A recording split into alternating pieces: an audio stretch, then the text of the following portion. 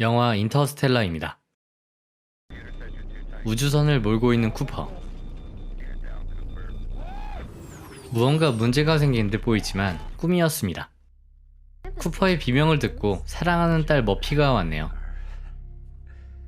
2067년의 지구는 악화되는 기상환경과 병충해로 인해 식량 부족 사태를 겪고 있습니다. 재배할 수 있는 식물은 점점 병으로 줄어갔고 농부인 쿠퍼는 옥수수를 재배하고 있네요. 흩날리는 흙먼지로 인해 모든 게 흙투성이입니다. 아침 식사를 하고 있는 쿠퍼의 가족들. 쿠퍼는 병으로 아내를 잃고 장인 도널드와 아들 톰, 딸 머피와 함께 살고 있습니다. 머피는 방에서 유령, 즉 폴터가이스트 현상을 목격했다고 하네요. 하지만 쿠퍼는 과학적이지 못하다고 하죠. 사실을 기록하고 분석하여 원인과 이유를 찾아 과학적으로 접근하자는 쿠퍼를 보니 좋은 아빠 같습니다. 오늘은 학부모 상담이 있어 학교로 가려는 쿠퍼. 저 멀리 무언가 태우는 게 보이게 되고 이웃 농부 넬슨의 오크라 농사가 병충해로 인해 완전히 망해 태우고 있다는 이야기를 듣습니다. 병충해가 심하긴 한가 보네요. 학교로 가던 도중 타이어가 터져버렸습니다. 머피의 법칙이라며 머피를 놀리는 톰.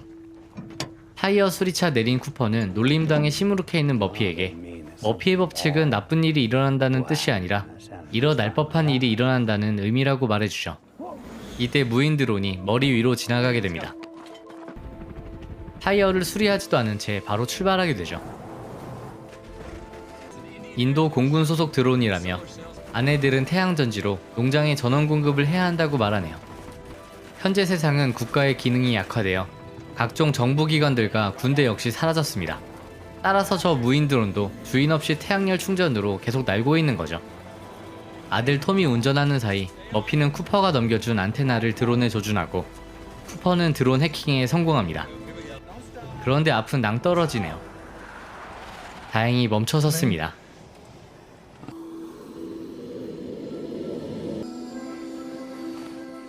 해킹한 드론을 머피에게 조종시켜주는 거 보니 정말 좋은 아빠 같습니다.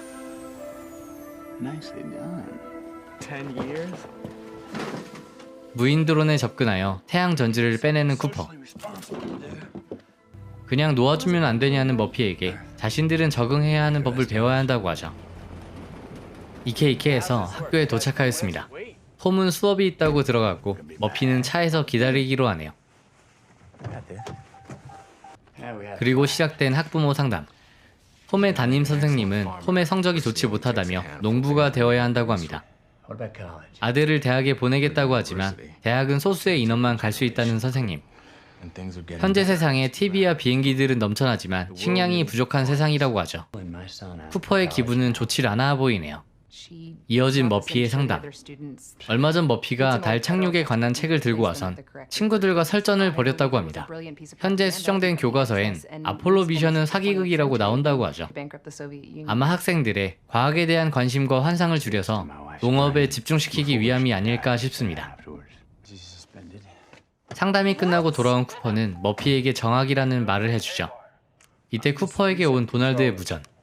컴바인이 고장났다며 도움을 요청하네요. 집에 돌아왔지만 모든 컴바인이 이유도 모른 채 집으로 모였다고 하죠. 쿠퍼도 이런 일은 처음인가 보네요. 집으로 돌아오지만 2층에서 들리는 어떤 소리를 따라 가게 됩니다. 머피의 방이었고 머피가 이야기했던 것처럼 책이 떨어져 있었죠. 이것을 유령이 자신과 대화하고 싶어 한다고 생각했던 머피는 모스 부호로 생각했던 거였습니다. 하지만 쿠퍼는 대수롭지 않게 생각하네요. 끝내 GPS와 방향키를 리셋해서 콤바인들을 고쳤지만 원인은 모른다는 쿠퍼. 이후 시간이 지나 4월 15일이 됐습니다. 쿠퍼 가족은 야구 경기를 관람하러 왔네요. 이곳에서 쿠퍼는 톰에게 학업 상담 결과, 즉 톰이 자신과 같은 농부가 될 거라고 말을 해줍니다. 톰은 농부가 싫지만은 않은 듯하죠. 야구 경기 도중 멀리서 모래 폭풍이 다가오고 있습니다. 경기는 중단되고 모두 집으로 돌아가지만 이런 일이 처음은 아닌 것 같네요. 하지만 모래 폭풍에 갇혀버려 한치 앞도 보이질 않습니다. 시간이 지나 집 앞에 도착한 가족들. 집에 들어와 창문을 다 닫았는지 묻는 쿠퍼의 말에 머피는 아차한 듯한 표정입니다. 창문은 열려 있었고 많은 모래가 들어오고 있었죠. 두 사람은 이상한 줄기를 보게 됩니다. 책이 떨어진 간격과 일정하게 똑같이 떨어지고 있는 모래. 전엔 믿지 않았던 쿠퍼였지만 이번엔 심각하게 받아들이는 듯하죠. 다음 날이 되었습니다. 잠에서 깨어 자신의 방으로 돌아가지만 쿠퍼는 아직까지도 이를 조사하고 있네요. 동전을 던지고 떨어지는 것을 보며 유령이 아니라 중력이라는 쿠퍼. 계속 생각하며 이것은 모스부호가 아니라 이진법이라는 것을 깨닫게 되죠. 그리고 좌표를 의미한다는 것을 알아차리곤 지도 위에 특정 장소를 찝게 됩니다. 집을 나서는 쿠퍼에게 같이 가고 싶다고 말하는 머피. 쿠퍼는 위험할 수도 있는 곳이어서 집에 기다리라 하곤 짐을 더 챙기게 되죠. 하지만 틈을 이용해서 차에 숨어 있었네요. 가까운 거리는 아니어서 금방 해가 지고 맙니다. 지도만 보고 계속 향하던 중 산 중턱에서 철조망으로 된 기지 하나를 발견하죠. 아무도 없을 거라 생각한 쿠퍼는 절단기를 챙겨 들어가려고 합니다. 이때 비춰지는 서치라이트. 테이저건을 사용하는 소리가 들리며 이내 조명을 든 남자는 차의 문을 열게 됩니다. 이곳은 뭐하는 곳일까요? 잡혀온 곳에서 정신을 차린 쿠퍼. 앞엔 타스라고 적힌 냉장고처럼 생긴 로봇 하나가 있었고 지도에 어떻게 이곳의 위치가 찍혀 있었는지, 이곳을 어떻게 알았는지에 대해 묻습니다. 대답하진 않곤 머피가 어디 있냐 소리치는 순간 책임자로 보이는 여자 한 명이 다가오죠.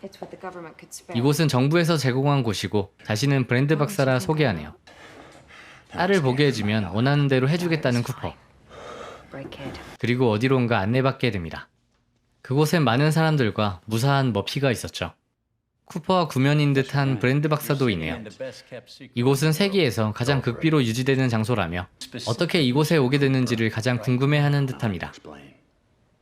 쿠퍼는 비정상적인, 그러니까 초자연적 현상으로 좌표를 얻었다고 하죠. 머피가 중력이었다고 이야기하자 다들 표정이 굳습니다. 안전을 보장해줘야 더 말해주겠다는 쿠퍼에게 웃기다는 듯 반응하네요. 그리고 이곳이 어디인지에 대해 말해줍니다. 과거 쿠퍼가 일했었던 나사라고 하며 우주선을 보여주게 되죠. 정부는 나사에게 인구를 줄일 목적으로 사람들에게 폭탄 투하 계획을 지시했고 나사는 작전을 거부하며 해체됐다고 합니다. 그 이후 정부는 사람들을 죽이는 것이 장기적 해결책이 아닌 것을 알고 나사를 재승인했다고 하죠. 세금이 우주 탐사에 쓰이는 걸 사람들이 알게 되면 싫어할 사람들이 있어 비밀리에 진행되고 있다고 하네요. 밀은 7년 전에 멸종했으며 아직까지 재배가 가능한 것은 오크라와 옥수수라고 하는 브랜드 박사. 오크라도 올해가 마지막이고 옥수수도 머지않아 사라질 거라고 하죠. 병충해의 확산으로 공기는 점점 희박해질 것이고 굶어 죽는 것보다 숨막혀 죽을 거라는 무서운 이야기를 합니다. 머피 세대가 지구 마지막 세대가 될 거라고 하네요. 그 이야기를 듣고 쿠퍼는 세상을 어떻게 구할 건지 계획을 듣자고 합니다.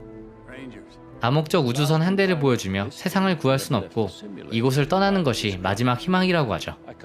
더 이상 자세한 이야기는 우주선의 조종사가 되지 않는다면 말해줄 수 없다고 합니다. 계획을 위해 훈련받고 있는 사람이 있지만 나사는 이미 실력을 인정받은 쿠퍼가 필요하다고 하죠. 무언가가 쿠퍼를 이곳에 보냈다고 믿고 있는 듯합니다. 브리핑은 회의실에서 이어집니다. 약 50년 전부터 중력 이상을 감지했고 그곳에서 웜홀을 발견했다고 하죠. 웜홀은 자연적으로 발생할 수 없다며 누군가 가져다 놨을 거라고 생각한 나사는 살 수 있는 행성으로 갈 수 있는 초대장이라고 생각했다고 합니다. 조사 결과 웜홀을 통해 다른 행성으로 여행할 수 있었고 필요한 때에 필요한 곳으로 이동했다는 웜홀. 따라서 나사는 12개의 행성에 12개의 탐사선을 보냈다고 합니다. 만 박사의 주도로 프로젝트가 진행되었고 각 우주선이 보낸 정보는 2년간 중요한 도움이 되었다고 하네요. 하지만 절전 모드로 10년 이상 버틸 수가 없었고 최종 임무인 이곳에 인간이 살 수 있는지를 확인한 후 동면에 들어갔다는 연구원들. 신호를 보내 구출할 때까지 잠들어 기다리고 있다고 합니다. 사람이 살 수 없는 곳이라면 구조가 힘들 것이고 뿐만 아니라 12곳에 모두 가볼 연료 또한 없다고 하죠.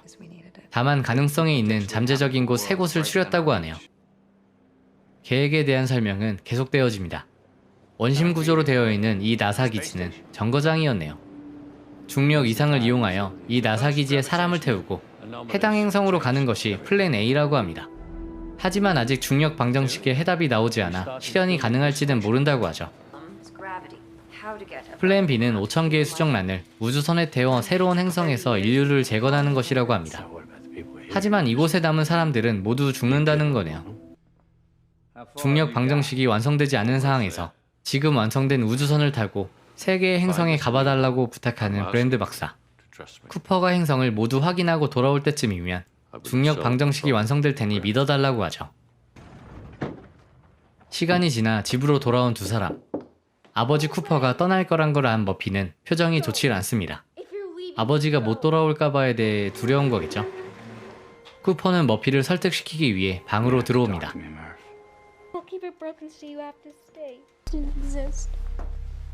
머피는 방 안에 떨어진 책들의 배열에서 메시지를 해독했다고 하며 스테이, 즉 가지 말고 머무르란 뜻이었다고 하죠. 하지만 쿠퍼는 곧 돌아온다는 말과 함께 시계를 하나 주게 됩니다.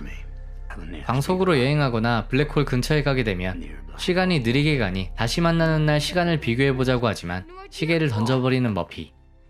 머피의 심정도 이해되지만 쿠퍼의 마음은 또 어떨까요? 상상이 안 되네요. 방을 나서는 찰나 책 한 권이 또 떨어지게 됩니다. 하지만 쿠퍼의 마음은 확고한 듯하죠.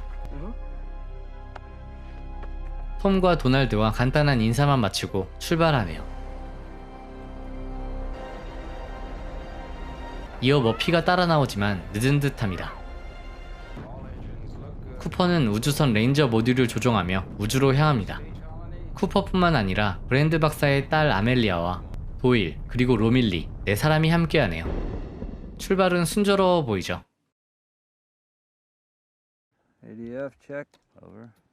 얼마 지나지 않아 첫 번째 목적지인 인듀어런스호에 다다른 사람들.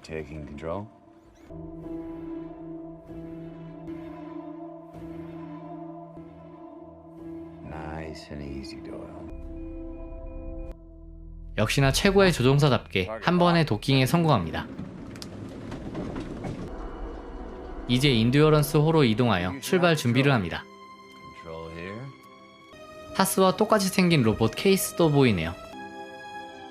회전을 시작하며 중력이 생기게 된 인듀어런스 호.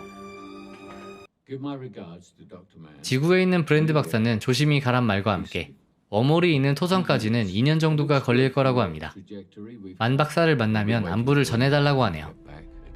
그렇게 지구로부터 멀어지게 되죠. 사람들은 토성의 웜홀까지 도달하는 2년 동안 냉동 수면에 들어가기로 합니다. 수면에 들어가기 전 가능성에 있는 새 행성에 간 사람들에 대해 묻는 쿠퍼. 첫 번째 행성에 간 로라 밀러는 생물학 프로그램 전공자이고 두 번째 행성의 에즈먼드는 입자 물리학자라고 합니다. 마지막으로 만 박사는 지구 최고의 물리학자라고 하죠. 나머지 11명이 모두 만 박사를 따라 여행에 동참할 정도의 존경을 받았다고 하네요. 이제 각자 동면에 들기 시작합니다. 마지막으로 남은 쿠퍼는 타스에게 아멜리아와 에즈먼즈가 무슨 사이였는지를 묻게 되죠. 대화에서 서로 사랑하는 사이였단 걸 눈치챈 듯합니다.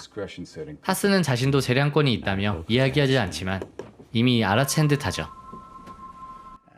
잠들기 직전 머피와 톰에게 메시지를 녹음하는 쿠퍼. 시간이 지나 브랜드 박사가 쿠퍼의 메시지를 들고 방문해내요. 아직도 머피의 마음은 풀어지지 않은 듯합니다. 메시지를 녹음해주면 쿠퍼에게 전송해주겠다는 말과 함께 머피가 총명하다며 제자로 드리고 싶다고 말하는 브랜드 박사. 그렇게 2년이 흘렀습니다. 어느새 토성을 지나고 있네요. 동면에서 깨어난 쿠퍼는 가족의 영상 메시지를 받네요. 식물 병리학을 공부하고 있고 최첨단 농업을 준비하고 있다는 톰. 이어 도널드는 아직도 머피가 인사하고 싶지 않아 한다며 다음을 기약하자고 하네요.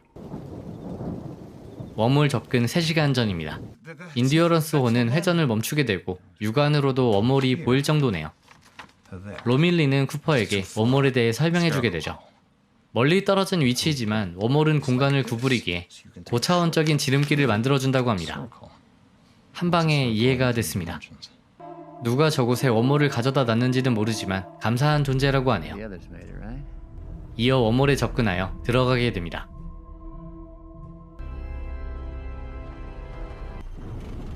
얼마나 무서울까요?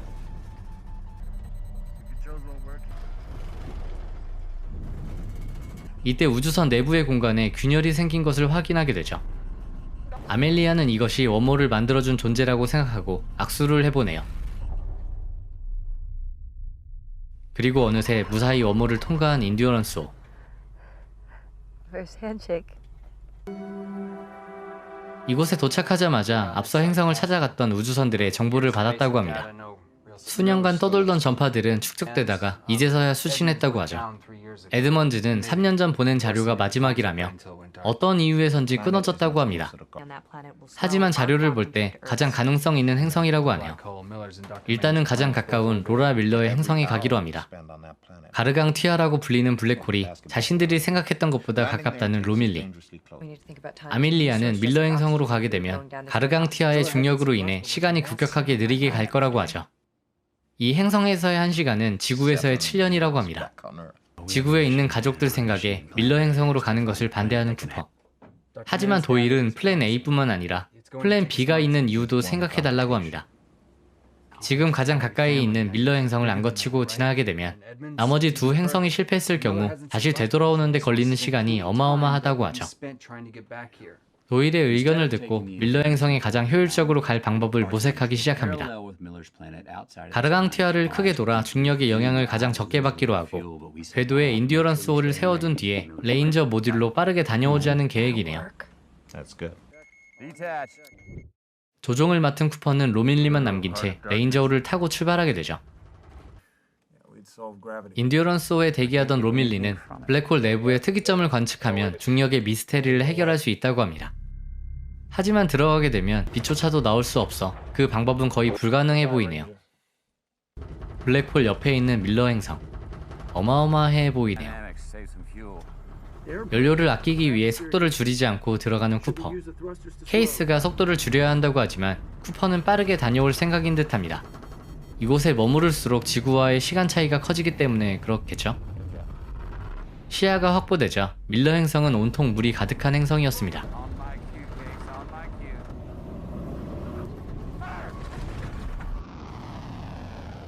무사히 착륙을 한 레인저호. 1시간당 7년의 타임슬립이 벌어지니 다급하게 작업을 시작하죠. 뭔가 평화로워 보이는 행성입니다. 멀리 산맥도 크게 보이네요. 일단은 신호가 나오는 곳으로 향하는 아밀리아와 도일. 그 자리에 가보지만 아무것도 보이질 않습니다. 이때 케이스가 바닥에서 우주선의 잔해를 찾아내게 되죠. 자세히 보니 사방엔 우주선의 잔해가 떠있네요. 아밀리아는 블랙박스를 찾아야 한다고 하지만 아까 보았던 것은 산맥이 아닌 거대한 파도였습니다. 지릴 것 같습니다. 아밀리아는 블랙박스가 꼭 필요하다며 블랙박스를 챙기려 하죠. 하지만 무게가 있어서 쉬워 보이진 않네요. 이내 블랙박스 잔해에 깔려버린 아밀리아. 자기는 힘들 것 같다며 자신을 두고 모두 떠나라고 합니다. 도일은 케이스에게 아밀리아를 데리고 오라 지시하게 되고 구출하러 가게 되죠.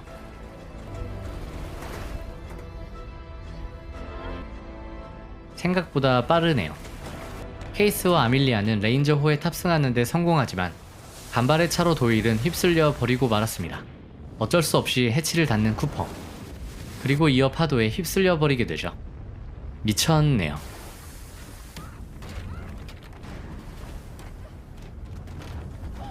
놀이기구 타는 느낌입니다. 그래도 무사히 파도가 지나갔습니다. 바로 엔진을 가동하려고 하지만 엔진룸에 물이 차서 배출하는 데 시간이 필요하네요. 45분에서 1시간 정도의 시간이 걸린다고 하죠. 배출 시간까지 포함해 버리는 시간은 수십 년이나 되고 밀러는 도착 후에 파도에 휩쓸려 죽었을 거라고 합니다. 쿠퍼가 오기 전 몇 시간 전에 죽었겠네요. 벌써 수십 년의 시간을 버렸으니 쿠퍼는 시간을 되돌릴 방법이 없는지를 묻습니다. 시간은 늘어나고 줄어들 수는 있지만 거스를 수는 없다는 아멜리아. 자신이 모든 것을 망쳤다며 이런저런 이야기를 하면서 시간이 지나게 되고 케이스는 쿠퍼에게 세 번째 파도가 오는 것을 알리게 되죠. 배출은 몇 분이 남았다고 하지만 기다릴 시간이 없다며 급하게 시동을 걸게 됩니다. 다행히 엔진은 켜지고 탈출에 성공하네요. 아쉽게도 도일은 이곳이 마지막이 되었습니다. 인듀어런스호에 도착한 두 사람. 로밀리가 반겨주지만 출발 전과는 다르게 많이 늙어 있네요. 정확하게 23년 4개월 정도를 기다렸다고 하죠. 도일은 못 돌아왔고 상대성 이론에 대해 잘 안다고 생각했지만 현실은 달랐다는 아밀리아. 그리고 밀러 행성엔 아무도 없었다고 전하게 됩니다. 로밀리도 동면에 들었었지만 쿠퍼와 아밀리아가 못 돌아올 거라고 생각한 후엔 동면으로 시간을 보내기가 싫었고 깨어 있었다고 합니다. 블랙홀에 대해서 모든 것을 연구했고 지구에서 메시지는 받을 수 있었지만 보낼 수는 없었다는 로밀리. 쿠퍼도 지구에서 23년 동안이나 보내온 메시지를 받게 됩니다. 여기에서 1부를 마칩니다. 다음 내용은 2부를 확인해주세요. 감사합니다.